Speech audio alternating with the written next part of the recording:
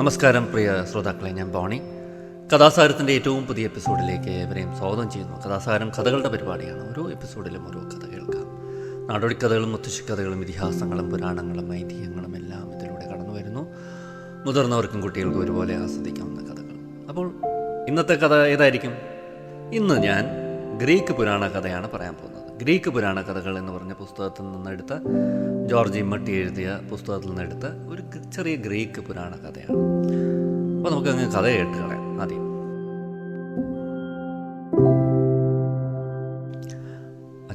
അച്ഛൻ്റെ തേര് ഒരു ദിവസത്തേക്ക് എനിക്ക് ഓടിക്കാൻ തരണം.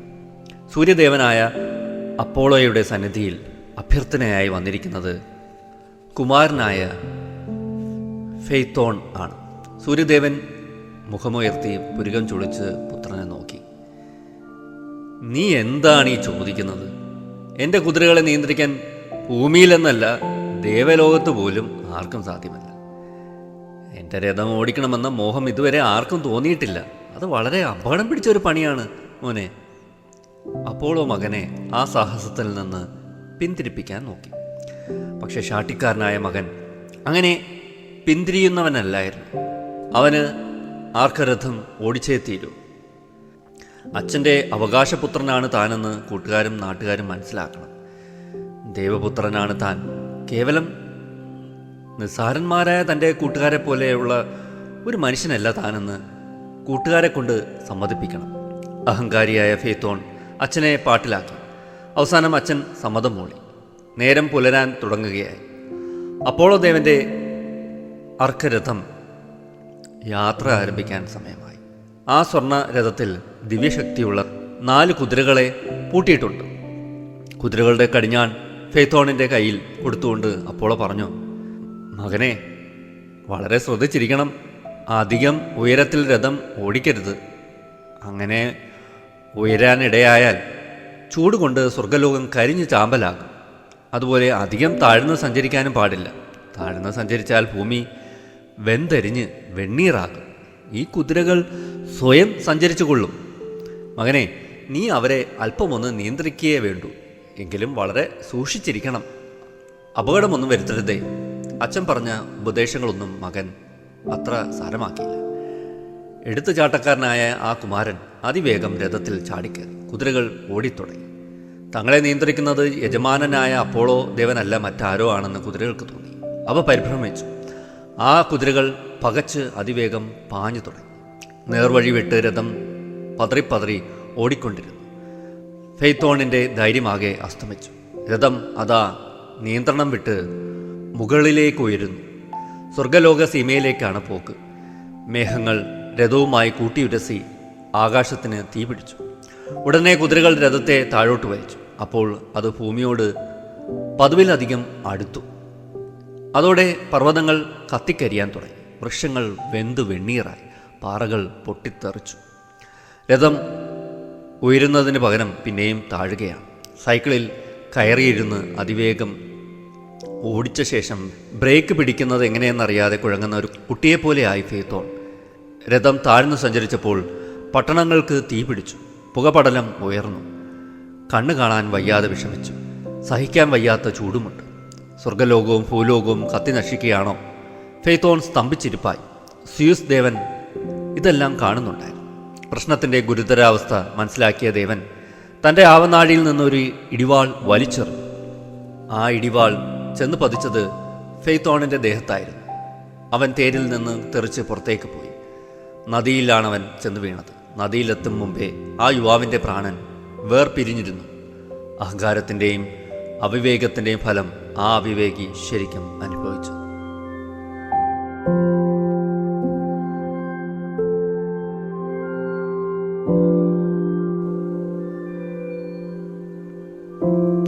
ചെറിയ കഥ, ഗ്രീക്ക് പുരാണം.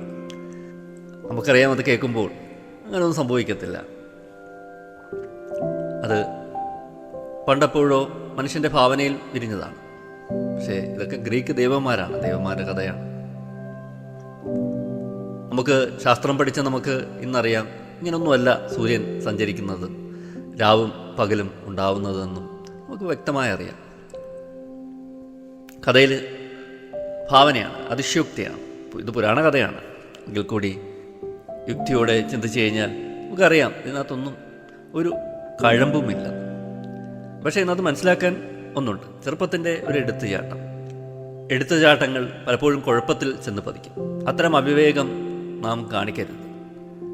അറിവ് ഉള്ളവർ അല്ലെങ്കിൽ അനുഭവമുള്ളവർ പറയുന്നത് മനസ്സിലാക്കുക. ആ തേരോട്ടിക്കാൻ ഫെയ്ത്തോണിന് പരിചയക്കുറവുണ്ടായിരുന്നു. നേരത്തെ ഓടിച്ചിട്ടില്ല. അതുകൊണ്ട് തന്നെ പിതാവ് പറയുന്നുണ്ട്, വളരെ സൂക്ഷിച്ച് ഓടിക്കണം, ഇങ്ങനെയൊക്കെയാണ് കാര്യങ്ങൾ, അല്പം ഒന്ന് നിയന്ത്രിച്ചാൽ മതി, ബാക്കിയെല്ലാം തേര് തന്നെ ഓടിക്കോളും എന്നൊക്കെ പറയുന്നുണ്ട്. പക്ഷേ ഇതൊന്നും ഫെയ്ത്തോണിന് മനസ്സിലാകുന്നില്ല. അതിവേഗം രഥത്തിൽ ചാടിക്കേറി കുതിരകൾ ഓടിക്കുകയാണ്, രഥത്തിൻ്റെ നിയന്ത്രണം വിടുകയാണ്. പരിചയം ഇല്ലാത്ത ഒരാളെ കണ്ടപ്പോൾ കുതിരകൾക്ക് പരിഭ്രമമായി, അത് കുതിച്ചു പാഞ്ഞു. അപ്പോൾ എല്ലാത്തിനും ഒരു പരിചയം വേണം. നമ്മളൊരു പുതിയ വണ്ടി എടുത്തു കഴിഞ്ഞാലും അത് ഓടിക്കുമ്പോൾ വളരെ സൂക്ഷിച്ച് ഓട്ടിക്കണം. നമുക്ക് പരിചയമില്ലാത്ത വണ്ടിയാണ്, ആദ്യമായിട്ട് ഓട്ടിക്കുകയാണ്, വളരെ പതുക്കെയൊക്കെ ഓട്ടിക്കുക, അത് മനസ്സിലാക്കാൻ ശ്രമിക്കുക, എൻ്റെ ഒരു പോക്കും എൻ്റെ രീതിയൊക്കെ, എന്നിട്ട് വേണം വേഗതയിൽ ഓടിക്കാൻ ശ്രമിക്കുക. ഇന്ന് പല അപകടങ്ങൾക്കും കാരണം അതുതന്നെയാണ്, അമിത വേഗതയാണ്. നമ്മൾ റോഡിലൂടെ പോകുമ്പോൾ പലപ്പോഴും ചെത്ത പയ്യന്മാർ അല്ലെങ്കിൽ പുതിയ ജനറേഷൻ യുവാക്കൾ തൊട്ടില്ല എന്നൊക്കെ പറഞ്ഞ് ബൈക്കിൽ ചീറിപ്പായുന്നത് പലപ്പോഴും ശ്രദ്ധയിൽപ്പെട്ടിട്ടുണ്ട്. പലപ്പോഴും ശ്രോതാക്കളും ഞെട്ടിയിട്ടുണ്ടാകും. ഞാൻ പലപ്പോഴും ഇങ്ങനെ ഞെട്ടിയിട്ടുണ്ട്. അടുത്തൂടെ പെട്ടെന്ന് മിന്നൽ പോലെ പോവുക, ഹോണടിച്ചുകൊണ്ട് പോവുക. വേഗത കൂടുമ്പോൾ നിയന്ത്രണം നഷ്ടപ്പെടും. ചിലപ്പോൾ പിടിച്ച കയ്യിൽ നിൽക്കില്ല. അത് മനസ്സിലാക്കാതെ ഒരു ആവേശത്തിലൊക്കെ ഓടിക്കുന്നവരുണ്ട്. അത്തരം എടുത്തുചാട്ടക്കാർക്ക് ആണെങ്കിൽ ഈ കഥ ഒരു പാഠമാണ്, ഒരു ഗുണപാഠമാണ്. ഇത് എന്താ പറയുക, ഒരു ഭാവനയും അതിശയോക്തിയൊക്കെ കലർന്ന ഒരു കഥയാണ്. നമുക്കറിയാം ഇങ്ങനെയൊന്നും നടക്കില്ല, നമുക്കിന്ന് ശാസ്ത്രമൊക്കെ അറിയാം. പക്ഷേ ജീവിതത്തിലും നമുക്ക് വിചിത്രമായ ചില കാര്യങ്ങളൊക്കെ നമ്മുടെ മുമ്പിൽ വരാറുണ്ട്. വിചിത്രമായ സംഭവങ്ങളൊക്കെ നമ്മൾ കേൾക്കാറുണ്ട് അല്ലെങ്കിൽ വായിക്കാറുണ്ട്. നമ്മൾ അതിശയത്തോടെ ഇങ്ങനെയൊക്കെ നടക്കുമോ എന്നൊക്കെ ചോദിക്കാറുണ്ട്. കഥകളിലും ഒക്കെ വായിച്ച കാര്യങ്ങൾ ജീവിതത്തിൽ സംഭവിച്ചാലോ? അത്തരമൊരു കാര്യം ഞാൻ ഈയിടയ്ക്ക് വായിക്കുകയുണ്ടായി. ഒരു പത്രത്തിൽ വന്നൊരു വാർത്തയാണ്, എന്നെ വല്ലാതെ അതിശയിപ്പിച്ചു. ഞാൻ ആ വാർത്തയെ ഒന്ന് ഓടിച്ച് വായിക്കാം. മനുഷ്യ സമൂഹവുമായി പൊരുത്തപ്പെടാനുള്ള അസാധാരണമായ പോരാട്ടത്തിലൂടെ ജനശ്രദ്ധ ആകർഷിച്ച മൗഗ്ലി ഗേൾ അഹ്സാസിന് 18 വയസ്സായിരുന്നു. ആ മൗഗ്ലി ഗേൾ മരിച്ചു. ലക്നൌവിലെ ഡോക്ടർ റാം മനോഹർ ലോഹിയ ആശുപത്രിയിൽ ശ്വാസകോശ രോഗത്തെ തുടർന്നായിരുന്നു മരണം. ഉത്തർപ്രദേശിലെ ബഹ്റച്ച് ജില്ലയിലെ വനത്തിൽ കുരങ്ങന്മാർക്കൊപ്പം കഴിഞ്ഞ അഫ്സാസിനെ 9 വർഷം മുമ്പാണ് കണ്ടെത്തിയത്. റുഡിയാർഡ് ക്ലിപ്പിങ്ങിൻ്റെ പ്രശസ്തമായ ദ ജംഗിൾ ബുക്ക് എന്ന കഥയിലെ മൗഗ്ലി എന്ന കഥാപാത്രത്തെ ഓർമ്മിപ്പിക്കുന്ന സാഹചര്യത്തിൽ കണ്ടെത്തിയതിനെ തുടർന്ന് പ്രാദേശിക മാധ്യമങ്ങളാണ് അവർക്ക് മൗഗ്ലി ഗേൾ എന്ന പേര് നൽകിയത്. വർഷങ്ങൾക്കപ്പുറം അവൾക്ക് പല പേരുകൾ ലഭിച്ചെങ്കിലും ഭൂരിഭാഗം ആളുകൾക്കും അവൾ മൗഗ്ലി ഗേൾ തന്നെയായിരുന്നു. 2017 ജനുവരിയിലാണ് അഫ്സാസിനെ കണ്ടെത്തിയത്. ബഹ്റച്ച് ജില്ലയിലെ കദർണിയാഹട്ടിലെ മോട്ടിപൂർ റേഞ്ചിലൂടെ യാത്ര ചെയ്യുകയായിരുന്നു ഷുഹൈബ് റെയ്നിയും രാജേഷ് യജ്ഞസേനിയുമാണ്.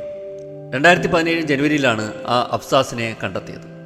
ബഹ്റച്ച് ജില്ലയിലെ കദർണിയാഹട്ടിലെ മോട്ടിപൂർ റേഞ്ചിലൂടെ യാത്ര ചെയ്യുകയായിരുന്ന ഷുഹൈബ് റെയ്നിയും രാജേഷ് യജ്ഞസേനിയുമാണ് കപ്ര ഫോറസ്റ്റ് ഔട്ട്പോസ്റ്റിന് സമീപം റോഡിൽ നിന്ന് അല്പം മാറിയ ഒരു കൂട്ടം കുരങ്ങന്മാർക്കൊപ്പം ബാലികയെ കണ്ടത്. അതോടെ രക്ഷിക്കാൻ ശ്രമം തുടങ്ങി. ആളുകൾ കുട്ടിയുടെ അടുത്തേക്ക് പോയപ്പോൾ കുരങ്ങന്മാർ അക്രമാസക്തരായി. ഏറെ പണിപ്പെട്ടാണ് കുരങ്ങുകളെ തുരത്തിയത്. ഒടുവിൽ UP പോലീസ് സംഘത്തിൻ്റെ സഹായത്തോടെ കുട്ടിയെ രക്ഷപ്പെടുത്തി. അവളെ ആദ്യം പോലീസ് സ്റ്റേഷനിലേക്ക്, പിന്നീട് കമ്മ്യൂണിറ്റി ഹെൽത്ത് സെൻ്ററിലേക്കും ഒടുവിൽ ബഹ്റച്ച് ജില്ലാ ആശുപത്രിയിലേക്കും മാറ്റി. ചികിത്സയ്ക്കിടയിലാണ് വർഷങ്ങളായി മനുഷ്യരുമായി യാതൊരു സമ്പർക്കവുമില്ലാതെയാണ് പെൺകുട്ടി കഴിഞ്ഞിരുന്നതെന്ന് മനസ്സിലായത്. അവൾക്ക് മനുഷ്യരെ ഭയമായിരുന്നു. 4 കാലിലാണ് നടന്നിരുന്നത്. വസ്ത്രങ്ങൾ ധരിച്ചിരുന്നില്ല. സാധാരണ മനുഷ്യരിൽ നിന്ന് തികച്ചും വ്യത്യസ്തമായിരുന്നു പെരുമാറ്റം. അവളോട് ആശയവിനിമയം നടത്തുക അസാധ്യമായിരുന്നു. കൈകളോ പാത്രങ്ങളോ ഉപയോഗിക്കാതെ പ്ലേറ്റിൽ നിന്ന് നേരിട്ടാണ് അവൾ ഭക്ഷണം കഴിച്ചിരുന്നത്. ദൈനംദിന കാര്യങ്ങൾ പോലും സ്വയം ചെയ്യാൻ കഴിഞ്ഞിരുന്നില്ല. സാധാരണ മനുഷ്യർ ചെറുപ്പത്തിൽ പഠിക്കുന്ന ജീവിതത്തിലെ ഓരോ ചെറിയ കാര്യങ്ങളും ആശുപത്രി ജീവനക്കാർക്കും പരിചാരകർക്കും അവളെ പഠിപ്പിക്കേണ്ടി വന്നു. പതുക്കെ സമയവും ശ്രമവും കൊണ്ട് അവളിൽ മാറ്റങ്ങൾ കണ്ടു തുടങ്ങി. ആശുപത്രി ജീവനക്കാർ അവളെ വസ്ത്രം ധരിപ്പിക്കുകയും ഭയം മാറ്റിയെടുക്കുകയും ചെയ്തു. അതോടെ മൗഗ്ലി ഗേൾ അഹ്സാസ് ആയി മാറി. അവളുടെ കഥ പരക്കെ പ്രചരിച്ചതോടെ പല പേരുകളും അവളെ തേടിയെത്തി.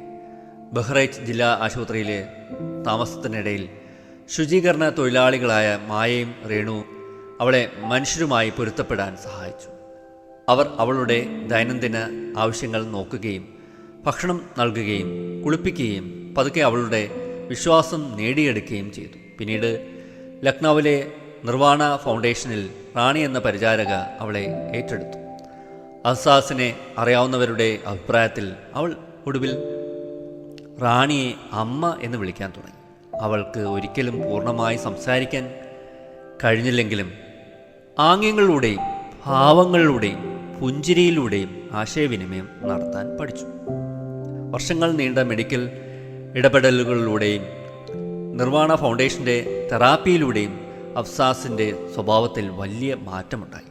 എങ്കിലും കുട്ടിക്കാലത്തുണ്ടായ ആഘാതവും തകരാറുകളും പൂർണ്ണമായി സുഖപ്പെടുത്താൻ കഴിഞ്ഞില്ല. കുട്ടിക്ക് കടുത്ത മാനസിക വൈകല്യവും അപസ്മാരവും ഉണ്ടായിരുന്നു. അവളുടെ തലച്ചോറ് പൂർണ്ണമായ വളർച്ചയെത്തിയില്ലെന്ന് നിർവാണ ഫൗണ്ടേഷൻ പ്രസിഡന്റ് സുരേഷ് സിംഗ് ഡാപ്പോല പറഞ്ഞു. അപ്പോൾ ഇതാണ് വാർത്ത. ഞാനതാ പറഞ്ഞത്, നമ്മൾ കഥയിലൊക്കെ സംഭവിക്കുന്ന പോലെ ജീവിതത്തിൽ സംഭവിക്കുമ്പോൾ വല്ലാത്തൊരു അമ്പരപ്പാണ്. അല്ലാതെ സ്തംഭിച്ച ഒരു അവസ്ഥയിലായിരിക്കും നമ്മുടെ മനസ്സ് ഇത് വായിക്കുമ്പോൾ. ഇങ്ങനെയൊക്കെ നടക്കൂ, ഇത് കഥയിലല്ലേ എന്നൊക്കെ നമ്മൾ പറഞ്ഞു പോകും. അപ്പോൾ തലച്ചോറ് അത് കുട്ടിക്കാലത്തെ നമ്മളിങ്ങനെ ഓരോന്ന് പഠിക്കുകയും പഠിപ്പിക്കപ്പെടുകയും ഒക്കെ ചെയ്യുമ്പോൾ ആണ് പലപ്പോഴും രൂപപ്പെട്ടു വരുന്നത്. ഈ കുട്ടിക്ക് അങ്ങനെ കിട്ടിയിട്ടില്ല. അതുകൊണ്ട് തന്നെ തലച്ചോറ് ആ വളർച്ചയിലോട്ട് എത്തിയില്ല. കാര്യങ്ങൾ മനസ്സിലാക്കാനുള്ളൊരു ശേഷിക്കുറവുണ്ട്. ഇതെല്ലാം നമ്മൾ കുട്ടിക്കാലത്തെ നമ്മുടെ മാതാപിതാക്കളിൽ നിന്നും അധ്യാപകരിൽ നിന്നും സമൂഹത്തിൽ നിന്നും ഒക്കെ നമ്മൾ ഓരോ കാര്യങ്ങൾ സ്വാംശീകരിച്ചെടുക്കുന്നുണ്ട്. അതൊരു ട്രെയിനിങ് ആണ്. ഈ ട്രെയിനിങ് ലഭിക്കാതെ വരുമ്പോൾ എന്താണ് സംഭവിക്കുന്നതെന്ന് നമുക്ക് ഇവിടെ കാണാൻ സാധിക്കും. എന്തായാലും ഞാൻ ദീർഘിപ്പിക്കുന്നില്ല. ഇന്നത്തെ കഥാസാഗരം ഞാനിവിടെ അവസാനിപ്പിക്കുകയാണ്. അടുത്ത എപ്പിസോഡിന് വേണ്ടി കാത്തിരിക്കുക, അടുത്ത കഥയ്ക്ക് വേണ്ടി കാത്തിരിക്കുക. തൽക്കാലം വിട ചൊല്ലുന്നു. Signing off, Boney.